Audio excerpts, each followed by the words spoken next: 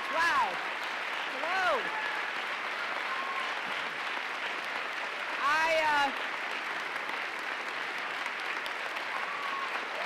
Thank you.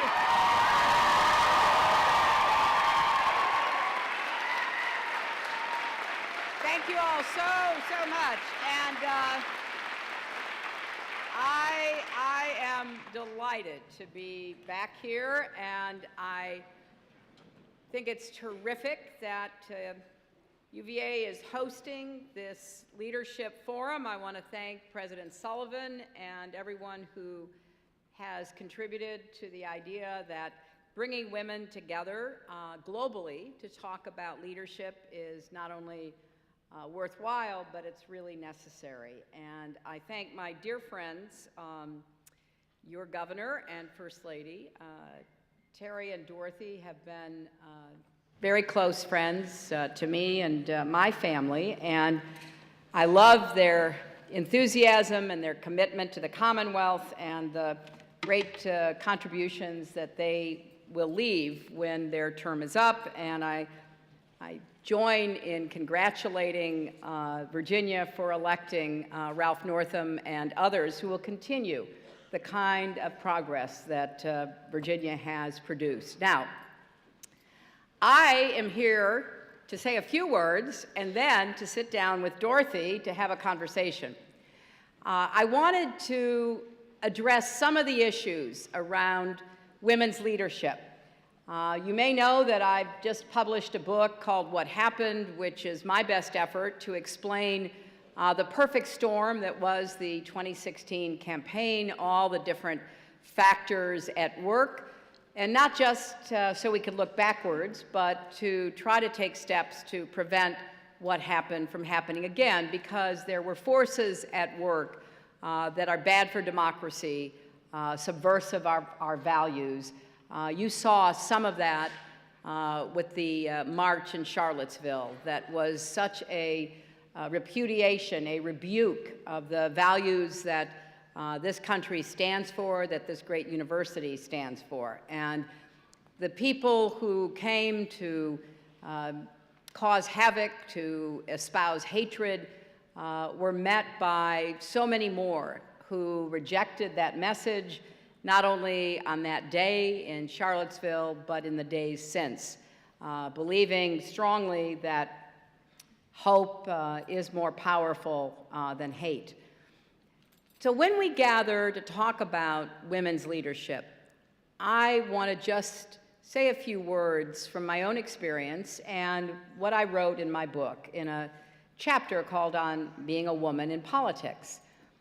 Now, leadership is not just in politics. Leadership is also necessary in the private sector, in academia, in the media, in your community life. Everywhere we go in a democracy, we expect people to help lead us. And some of it is capital P politics, and a lot of it is small p politics. People stepping up and volunteering and taking on jobs.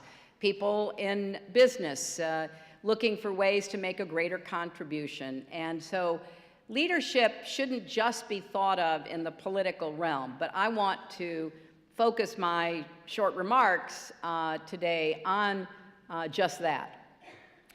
So in the chapter that I wrote on being a woman in politics, I tried to explain what it is like to seek office, to put yourself into the arena, to be willing to endure the criticism that comes along with seeking a leadership position. But I wanted to root that in a broader understanding of some of the continuing challenges that women leaders face. You know, the more professionally successful a man is, the more likable he is. The more professionally successful a woman is, not so much. This has been proven over and over again. It still is kind of depressing to think about.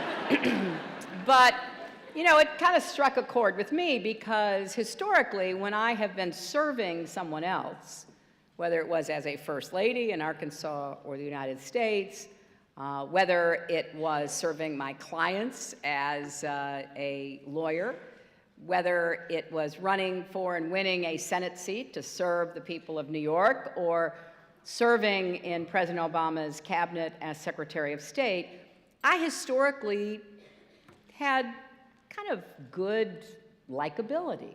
And when I left the State Department,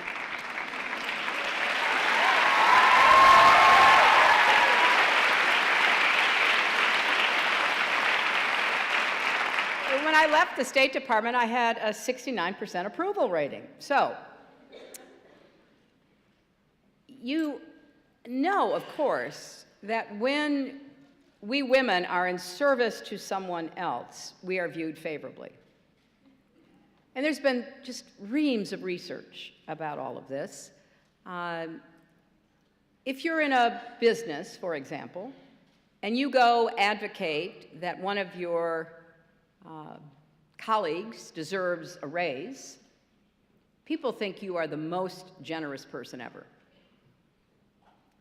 But if a man goes and says, I deserve a raise, that's considered appropriate behavior and may very well result in him getting it because it shows that he is sufficiently hard-charging and willing to step up. If a woman goes and says, I deserve a raise, it is looked at unfavorably. I mention these sort of more social characteristics because, of course, they translate into the political arena. I don't know a woman in politics at any level who has not faced the questions and the judgments. You know, one of my favorite previous Americans, Eleanor Roosevelt, famously said that when a woman steps into the arena, she needs to grow skin as thick as the hide of a rhinoceros. And indeed, you have to learn how to take criticism seriously, but not personally. And when you are seeking elected office, and in my case, seeking to do something no woman has ever done, the double standard is excruciating, alive and well, in ways that are almost too numerous to count. So when you speak, you're often criticized for how you speak, for the tone of your speech, for the volume of your speech.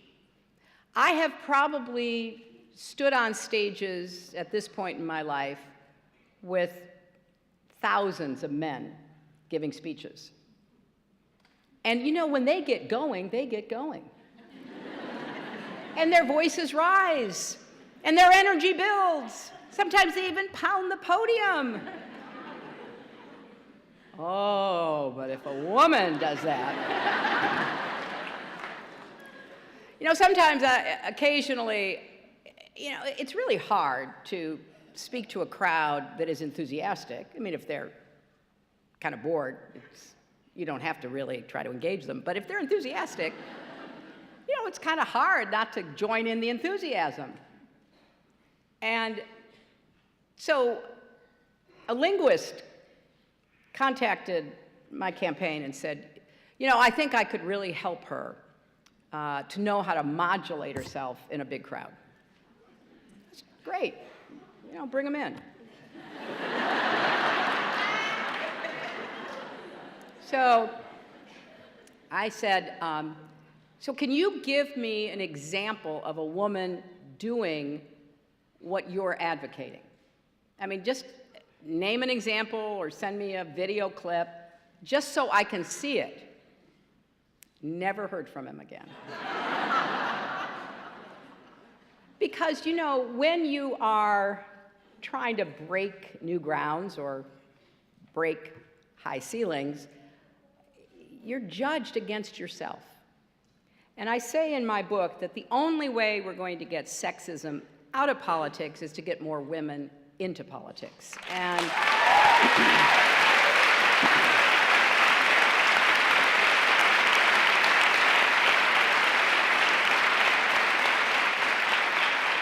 because then maybe it won't be so difficult, because there will be different sizes of women with different hairstyles, may I add? And so it just, all of the criticism and the resentment and the fears will not just be focused on whoever this one woman might be. Now, the other thing you hear when you're in politics is, well, you know, I'm not against women in politics. I vote for a woman, just not that woman. Okay. So after the election, when that woman was not running for anything, all of a sudden I started seeing these same people in the press, in politics, start attacking other women. We saw it during the primary when then candidate Trump attacked the only woman on the stage for the Republican primary, as you all remember, attacked women moderators and interviewers, just a relentless, sexist, misogynistic attack on women, on their looks, on their brains. And he survived. So then when it came to the general election, same thing. You know, all the attacks, the stalking on the stage of the second debate, all of it, you know, all of it meant to diminish women on the public stage. And I think that's one of the reasons why so many women, and particularly young women, were devastated by the outcome of the election, because they knew this wasn't just about me. This was about them. So after the election, all of a sudden, high-profile women on the Democratic side, women who may not, who knows, maybe run for president themselves, all of a sudden, they're under attack. So Elizabeth Warren standing on the floor of the Senate, reading a letter from Coretta Scott King, being told to cease, being told to stop. I was in the Senate for 8 years. I never remember that happening, ever. And then famously continuing to try to read, and Mitch McConnell saying, nevertheless, she persisted. My daughter has a really good book by that title, by the way, about women who persist. So all of a sudden, she is driven from the floor of the Senate for reading a letter critical of the nominee for Attorney General. What happens immediately after? One of her male Democratic colleagues, out of a great show of solidarity, goes to his desk, reads the same letter. Nobody tells him to leave the floor. And then, you know, all of the talk, oh, well, you know, she was shrill, she was angry. Kamala Harris, questioning Jeff Sessions. There he is again, questioning Jeff Sessions. And going after him, as well she should. It's her job. Being told by the chair of her committee to cease, to stop. So all of these techniques, these tactics, to diminish women, to put us in our place, to prevent us from seeking and obtaining positions of leadership, are still with us today. So part of what we have to do is understand that, and women in particular, regardless of your partisan political stance, need to accept the fact that the diminishment of any woman is a diminishment of you. That you and your daughters and your granddaughters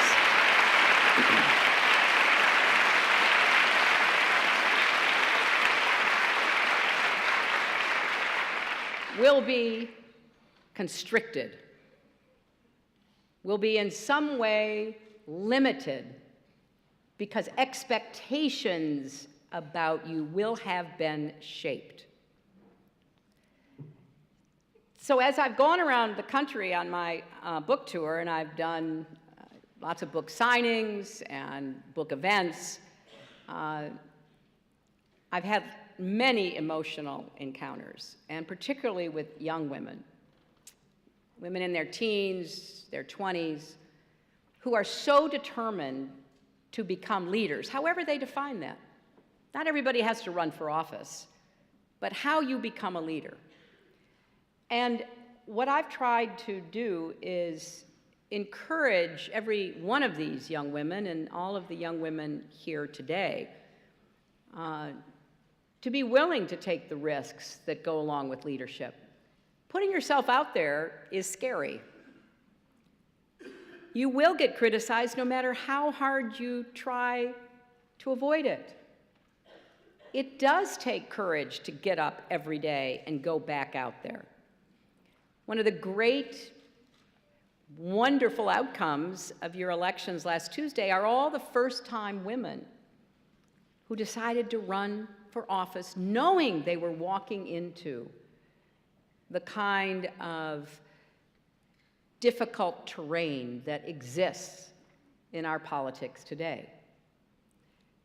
It's also important that for young women in particular, to speak up.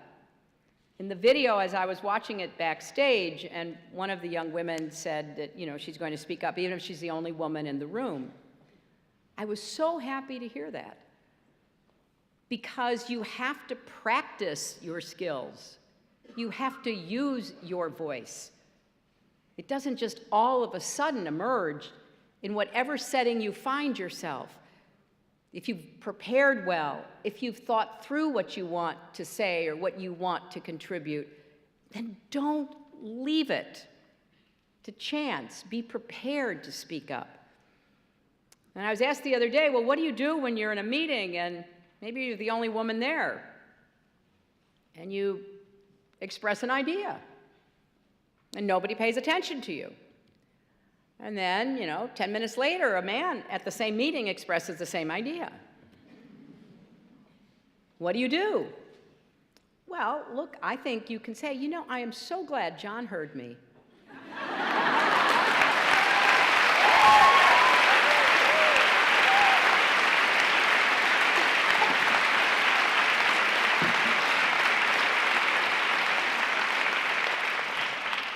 And say, now let's work to implement it. Let's make it happen.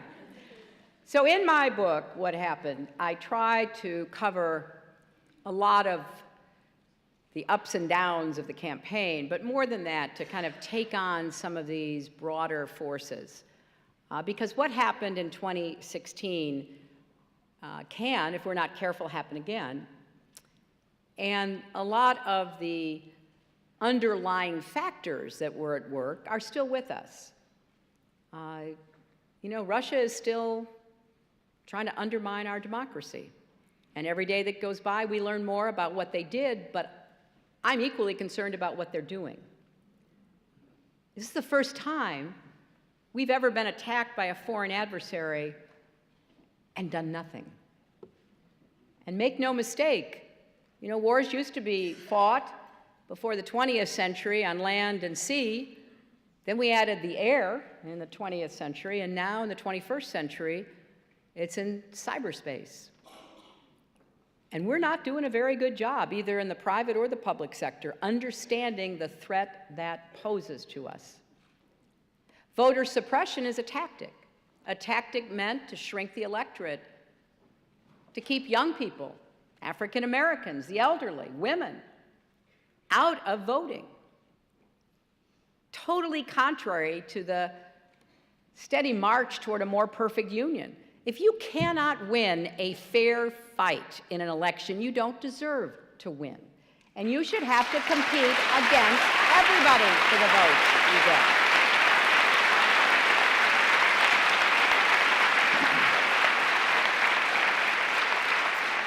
So some of the problems that I'm concerned about are gender neutral.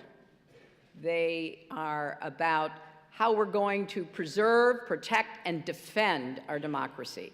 But some of them are very gender specific.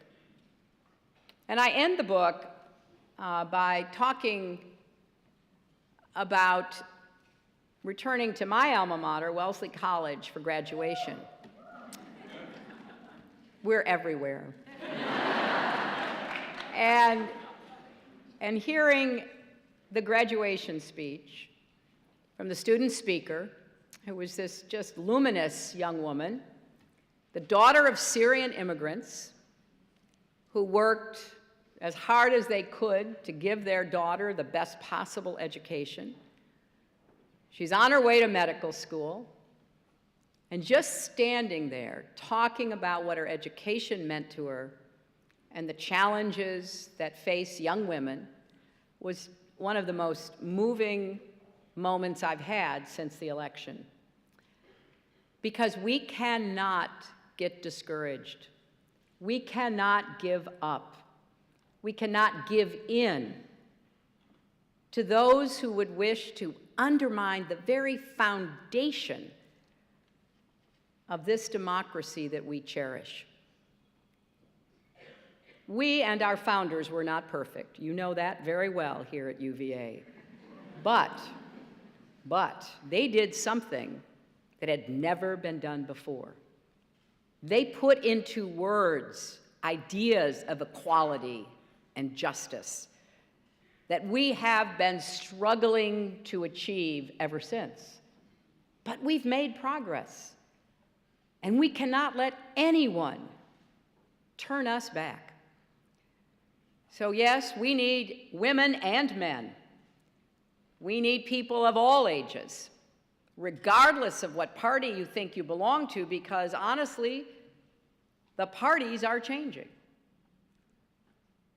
Ask yourself what you believe in, what you value, whose side you want to be on, and recognize that the more our country and the more our leadership represents the great diversity of America, the better, fairer, more dynamic future we will all enjoy.